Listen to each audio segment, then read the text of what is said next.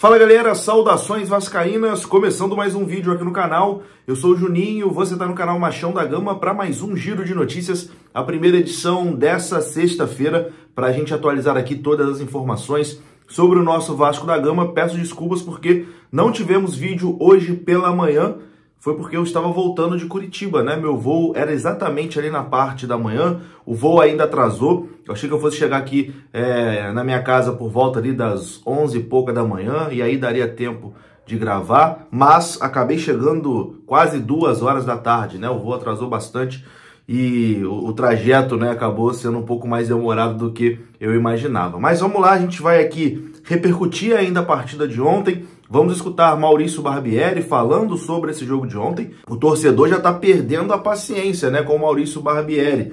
Será que a pressão vai aumentar em cima do treinador? Inclusive, ele está suspenso, tá? Barbieri não vai comandar o Vasco contra o Santos na próxima rodada do Campeonato Brasileiro. Então, a gente vai dar uma atualizada aqui em todas essas situações. Vamos falar de ontem, o panorama atual do Vasco, classificação, enfim. Depois da vinheta a gente começa. Antes eu conto com você deixando o like, que é muito importante, e também se inscrevendo aqui no canal, beleza? Deixou o like, se inscreveu, a vinheta rodou.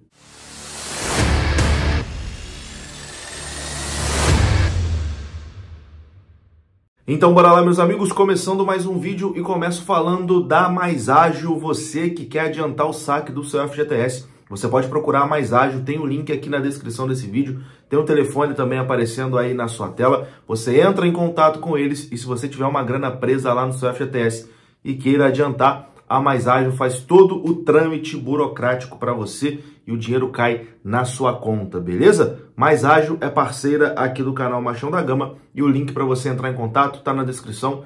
Você clica, vai ser direcionado ao WhatsApp deles e lá você vai ser muito bem atendido.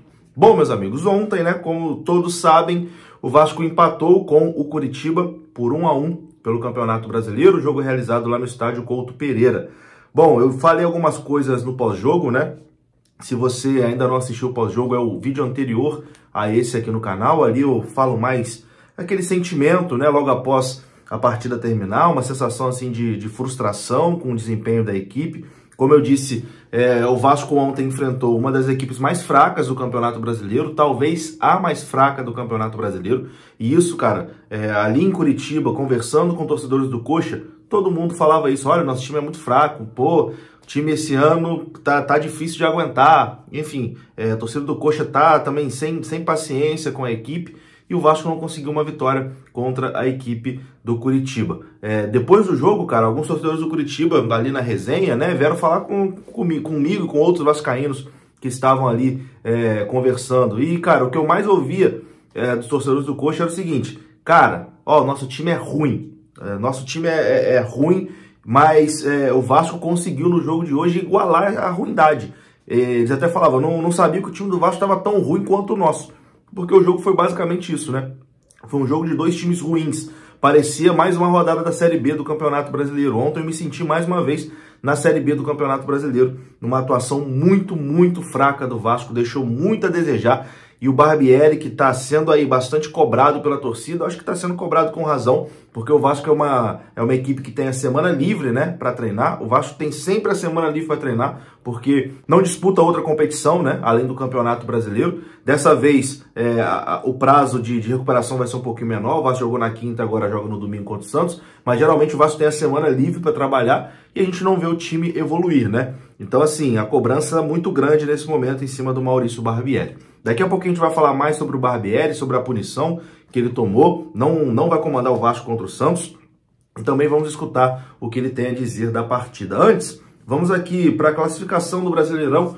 O Vasco, após o empate de ontem, chegou aos 6 pontos e é o 14º colocado. Tem ali a mesma pontuação de Flamengo, que é o 12º, Bahia, 13º, e o Bragantino, que é o 15º colocado. A zona de rebaixamento abre com o Cuiabá, que tem 4 pontos. Então, o Vasco, caso perca para o Santos em São Januário no próximo domingo, que seria uma tragédia, né? O time do Santos também é um dos mais fracos ali do campeonato. O Vasco não pode de forma alguma desperdiçar pontos contra o Santos, mas caso aconteça aí uma derrota, o Vasco pode até terminar a rodada na zona do rebaixamento, que seria, enfim, pavoroso, né? Enfim, meus amigos, vamos lá, né? Vamos atualizar aqui algumas coisas. Primeiro, a gente vai falar aqui sobre Andrei Santos. O Andrei jogou ontem, não foi bem, é um jogador que está sendo muito criticado, né, pelo torcedor do Vasco. O Andrei não está bem nesse retorno, né, parece que está um pouco desligado, enfim, não tem feito boas partidas, não tem correspondido às expectativas, né, que foram criadas em cima aí do retorno dele a São Januário. Bom, o Andrei ontem fez praticamente o seu último jogo, né, pelo Vasco, porque agora ele se reapresentou à Seleção Brasileira Sub-20. O Vasco ficou em Curitiba treinando na parte da manhã, mas o Andrei viajou, né? Pegou um voo ali, inclusive era o mesmo voo que eu estava. O Andrei Santos pegou esse voo, voltou para o Rio de Janeiro e de lá já seguiu para Teresópolis, né, para se apresentar à Seleção Brasileira e pode ter feito ontem o seu último jogo com a camisa do Vasco. Se o Brasil chegar até a final da Copa do Mundo Sub-20, o Andrei retorna e terá só mais 2 jogos, né, pela frente, a 11ª e a 12ª rodada. Então, a gente pode dizer que o jogo de ontem foi praticamente o último do Andrei com a camisa do Vasco nessa segunda passagem dele pelo clube, mas arrisco a dizer que não vai deixar saudade, né, pelo que eu vejo assim do comportamento do torcedor.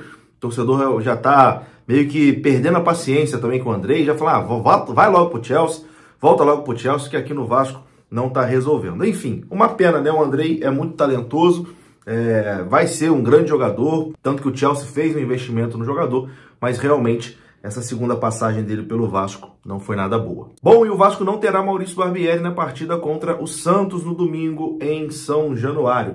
A 4ª Comissão Disciplinar do Superior Tribunal de Justiça Desportiva puniu, na quinta-feira, ontem, o técnico do Vasco, Maurício Barbieri, com 2 jogos de suspensão após ter sido expulso no jogo contra o Atlético Mineiro, válido pela primeira rodada do Campeonato Brasileiro. Maurício Barbieri, que já cumpriu suspensão automática no jogo seguinte contra o Palmeiras, ficará apenas mais um jogo, né?